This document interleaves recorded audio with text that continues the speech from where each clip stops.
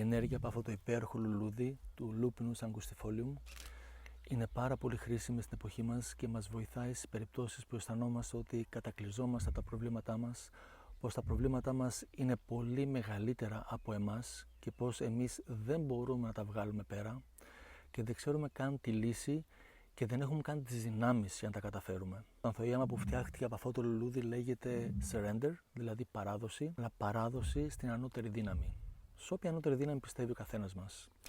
Και όταν πραγματικά παραδεινόμαστε σε αυτήν την ανώτερη δύναμη, παραδίνουμε ακόμα και τα προβλήματά μας. Και έτσι ξαφνικά αισθανόμαστε μια πολύ βαθιά στήριξη από την ίδια τη ζωή και έτσι η ανώτερη δύναμη αναλαμβάνει τη ζωή μας και ξαφνικά βρισκόμαστε όχι απλά να τα καταφέρνουμε και να επιβιώνουμε, αλλά να ανθίζουμε κιόλας. Εμπιστοσύνη λοιπόν στην ανώτερη δύναμη και αν χρειαζόμαστε μια επιπλέον στήριξη, εδώ είναι.